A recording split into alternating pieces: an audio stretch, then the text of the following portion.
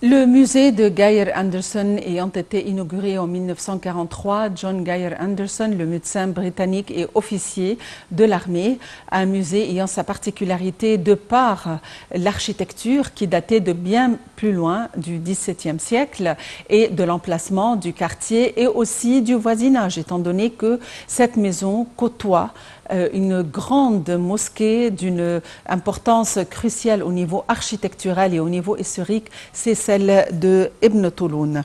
Il faut dire que le 17 juillet marque le début de la création de ce musée Anderson et en cette occasion, il y a une exposition qui se tient actuellement jusqu'au 27 juillet de cette année, exposant les affaires de ce fameux médecin, l'équipement médical, les correspondances, ses écrits et bien d'autres pièces. Pour nous donner plus d'éclaircissements et nous emmener faire un tour, nous avons le plaisir d'avoir avec nous Madame Mervat Aizat, qui est directrice du musée. L'entretien va se dérouler en langue arabe, suivi de l'interprétation simultanée assurée par notre collègue Nahla Higazi.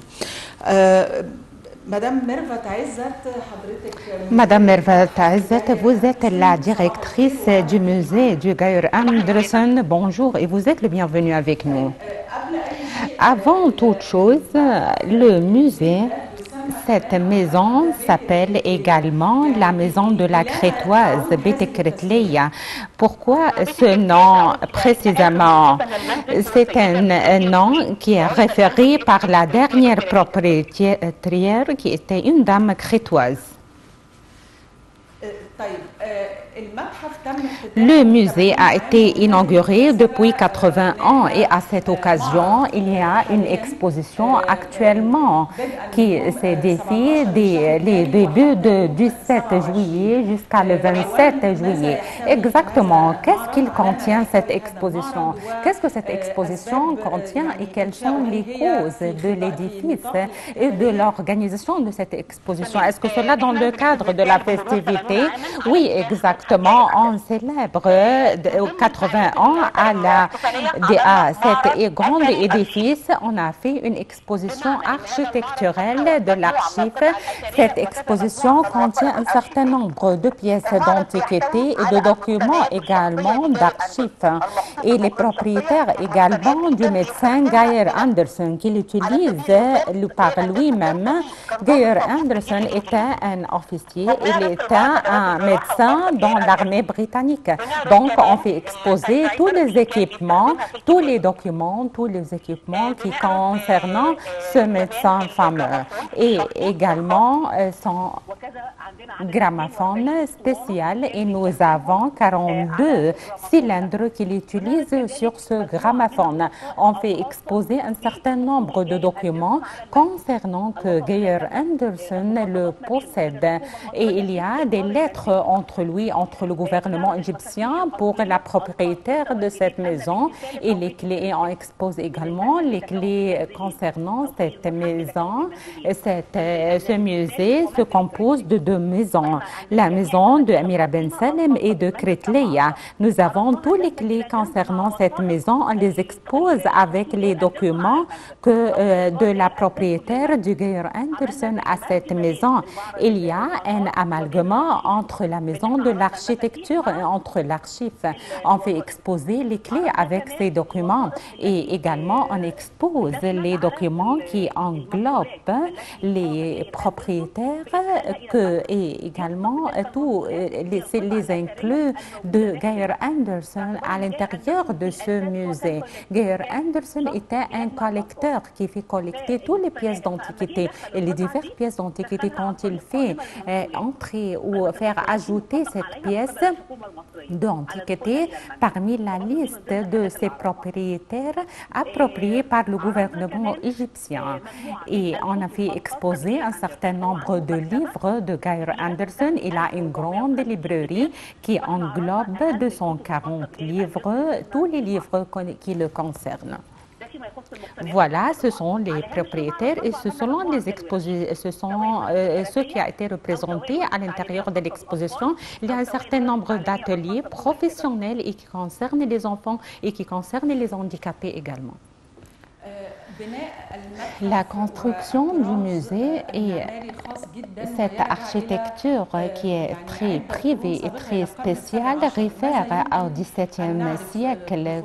Qu'est-ce qu'on peut savoir en ce qui concerne les ornements et les motifs ornementaux de ce musée? Ce musée se compose de deux maisons. La première maison réfère au XVIIe siècle qui a été construite à 45 années de l'Hégire. Deuxième maison se réfère à 630 de l'année. La première maison qui réfère au début de l'Empire de l'Ottoman et du siècle d'Ottoman. Il mène également et a un cours de la maison agrémenté et ce sont deux maisons islamiques. Chaque maison se compose de tous les éléments d'architecture de la maison islamique. Nous avons l'entrée cassée, cette entrée qui mène à la cour de la maison mais qui ne permet pas à ceux qui est à l'extérieur de regarder ou de voir ce qui est à l'intérieur. Il y a un certain nombre de maisons et il y a également un cours qui servent à toutes les choses. Nous avons le Salam Lik et le Haram Lik et le reste de la salle et de pièces de service de la maison, soit les dépôts ou soit les maisons des serviteurs.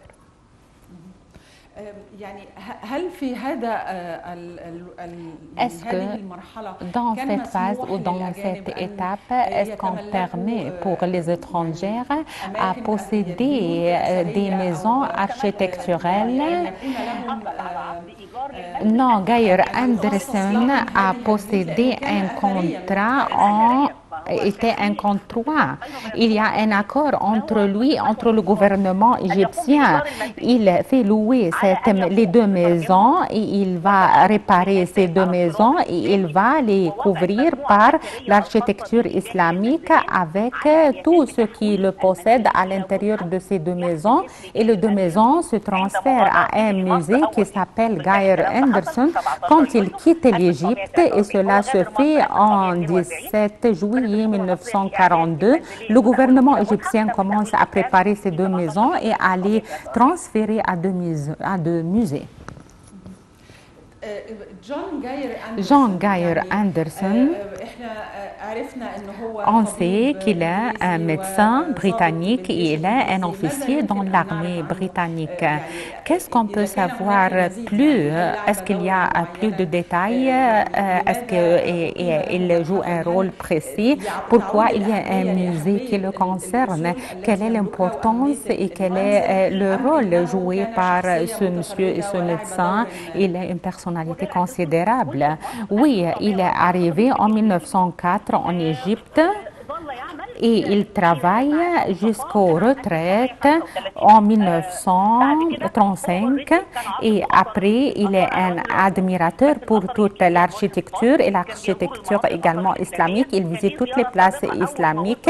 Il y a une visite spéciale pour lui à l'endroit de Ibn Tulun et durant cette période, il y a un certain élargissement pour la mosquée de Ibn Tulun, mais la maison de El Kritleya ou du Crétoise n'est pas claire comme il faut.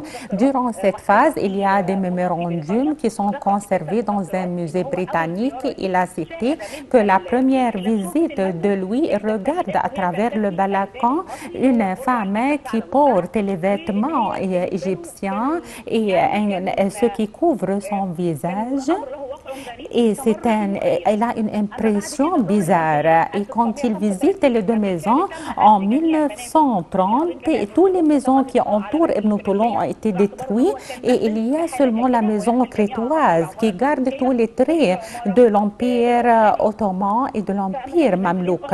Il admire ces deux maisons et il est un collecteur. Il rassemble toutes les pièces d'antiquité. Il y a un groupe très rare de l'architecture.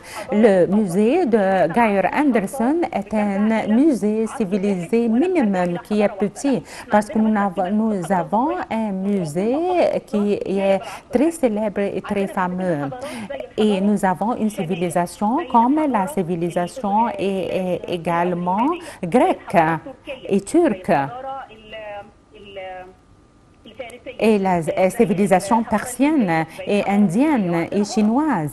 Nous avons des chambres, la chambre chinoise qui a des fournitures et il y a des meubles qui concernent cette culture. Il était un collecteur très privilégié et très caractéristique. C'est pourquoi on collecte toutes ces pièces de l'architecture et on le met à l'intérieur de ce musée. Madame Mervat Aizat, vous êtes directrice du musée de Gayor Anderson. Je vous remercie infiniment. Merci à vous. Évidemment, je ne vais pas dire c'est une pièce antique, mais c'est une maison antique. C'est un endroit antique à visiter, un endroit qui révèle énormément de secrets de par l'importance de la personnalité qu'il a habité, de par l'architecture sans pareil et aussi de la part de l'entourage et du voisinage ou de la proximité d'une des mosquées les plus importantes de l'histoire des mosquées, étant donné que le Caire, c'est la ville des 1000 minarets et plus, évidemment, quand le Caire a mérité cette appellation il y a plusieurs années, il n'y avait pas encore énormément de mosquées ayant été construites à l'époque moderne ou à notre époque. Donc, la mosquée de Ahmad ibn Touloun a une grande importance au niveau historique et architectural. Reste à remercier notre collègue Nahla Hegazi pour l'interprétation simultanée. Reste à vous remercier pour votre fidélité et à vous souhaiter une bonne continuation sur Nile TV International et une excellente journée. Au revoir et à la prochaine.